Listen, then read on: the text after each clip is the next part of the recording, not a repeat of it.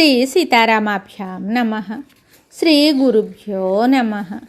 శ్రీమద్ వాల్మీకి రామాయణము అరణ్యకాండము 6వ సర్గము. రాక్షసులు పెట్టెడి బాధలను తొలగింపుమని మునీశ్వరులు శ్రీరాముని అర్థించుట, ఆ ప్రభువు వారికి అభయమిచ్చుట. తరువాత వారితో కూడి సుతీక్ష్ణ మహర్షి ఆశ్రమమునకు బయలుదేరుట. శరభంగ మహర్షి దివంగతుడైన తరువాత మునీశ్వరులందరూ కూడి మహాతేజస్వియగు శ్రీరాముని దగ్గరకు విచ్చేశారు. శ్రీరాముని దర్శించిన వారిలో వైఖానసులు, వాలఖిల్యులు, సంప్రాక్షాళురు, మరీచిపులు, పెక్కుమంది అశ్మకుట్టులు, ధార్మికులైన పత్రాహారులు, దంతోలూఖలులు, ఉన్మజ్జకులు, గాత్రశయ్యులు, అశయులు, అభ్రావకాశులు, సలిలాహారులు, వాయుభక్షులు, ఆకాశ నిలయులు, స్థండిలశాయులు, వ్రతోపవాసులు, దాంతులు, అర్ధపటవాసులు, జపశీలురు, తపోనిత్యులు, పంచతపోన్వితులు మొదలగువారున్నారు. వీరందరూ బ్రహ్మ విద్యను అనుష్ఠించిన బ్రహ్మతేజస్ సంపన్నులు.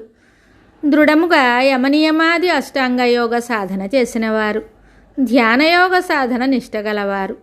ఈ తాపసులందరూ శరభంగాశ్రమం కడనున్న శ్రీరాముని దగ్గరకు వచ్చారు. ధనుర్ధారులలో మేటియు పరమధర్మస్వరూపుడును అయిన శ్రీరామునకు అక్కడ చేరిన మహర్షులందరూ ఇలా విన్నవించుకున్నారు. సాటిలేని మహావీరుడవైన ఓ శ్రీరామ, నీవు ఇక్ష్వాకు వంశ శిరోమణివి. దేవతల మహేంద్రుని వలె నీవు ఈ భూసురులందరికీ ప్రభుడవు. నీ కీర్తియు పరాక్రమము ముల్లోకముల యందును వాసిగాంచినవి.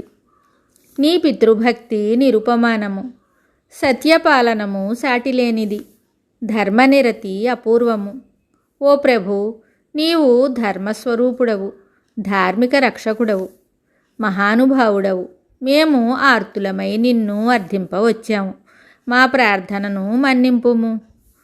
ప్రజలను కన్నబిడ్డల వలె కాపాడుచుండుట రాజు యొక్క కర్తవ్యము. ప్రజల ఆదాయమున 6వ వంతు ధనమును పన్నుగా స్వీకరిస్తూ వారిని ఆదుకొనని రాజు అధర్మపరుడు గదా. ఓ రామ, తన దేశమున గల ప్రజలను అందరినీ తన ప్రాణములను వలె, అంతేకాదు తన ప్రాణముల కంటేనూ ప్రీతిపాత్రులైన తన కుమారులను వలె సర్వదా ప్రయత్నపూర్వకంగా రక్షించుచుండెడివాడే నిజమైన ప్రభువు. అట్టి భూపతి కలకాలము శాశ్వతంగా ఉండునట్టి కీర్తిని పొందును. ఇంకనూ అతడు బ్రహ్మలోకమును పొంది అచ్చట కూడా ఆదరింపబడును. కందమూల ఫలములను ఆహారంగా స్వీకరించెడు మునులు చేయు ఉత్తమ ధర్మ కార్యముల ఫలములో, తపఫలములో 4వ భాగము ప్రజలను ధర్మబద్ధముగా రక్షించుచుండునట్టి రాజునకు చెందుతుంది. శ్రీరామ, ఇచ్చటి వానప్రస్థులలో వైఖానస వాలఖిల్యాది బ్రాహ్మణులు అధిక సంఖ్యలో ఉన్నారు. నీవు ఈ ప్రదేశమునకు ప్రభుడవైనప్పటికీ ఈ వానప్రస్థులందరూ దిక్కులేని వారి వలె క్రూర రాక్షసులు పెట్టెడి బాధలకు ఎంతో బాధపడుతున్నారు.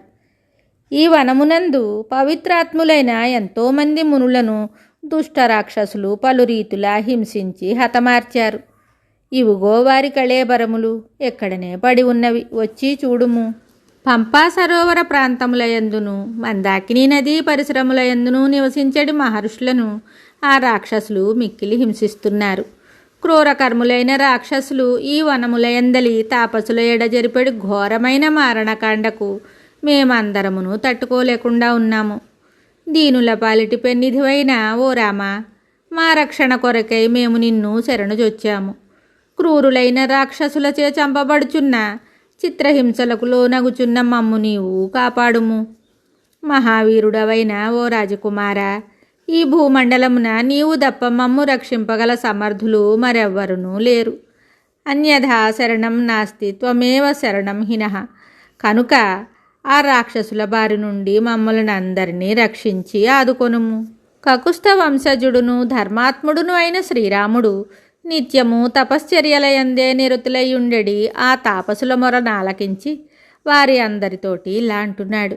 ఓ మహాత్ములారా, మీరు నన్ను ఇలా ప్రార్థించుట ఏమాత్రమూ తగదు. నేను తాపసుల ఆజ్ఞలను పాలింపవలసిన వాడను. కేవలము నా కార్యము వనవాసము కొరకే ఈ వనమున నేను ప్రవేశించాను. కానీ రాక్షసులు మీకు చేసడి అపకారమును ఆగడములను రూపుమాపుట కొరకే కాబోలును. పితృవాక్య పరిపాలన నెపంతో ఈ వనమున ప్రవేశించాను. ఈ వనమునకు నా రాక మీ కార్యసిద్ధికి తోడ్పడుట దైవికము. అందువలన నా ఈ వనవాసము మహాఫలప్రదము కాగలదు. ఓ తపోధనులారా, తాపసుల శత్రువులైన రాక్షసులను పరిమార్చుటనే నేను కోరుకుంటున్నాను. మా అన్నదమ్ముల బలపరాక్రమములను ఇంక మీరు చూచెదరుగాక. స్థిరమైన ధర్మబుద్ధి గల వీరుడు పూజ్యుడు శ్రీరాముడు ఆ తపోధనులకు అభయమిచ్చాడు. తరువాత ప్రభువు వారితో కూడి సీతాలక్ష్మణ సమేతుడై సుతీక్ష్ణ మహర్షి దగ్గరకు బయలుదేరాడు. వాల్మీకి మహర్షి విరచితమై ఆదికావ్యమైన శ్రీమద్ రామాయణమునందలి అరణ్యకాండమునందు 6వ సర్గము సంపూర్ణం. శుభం.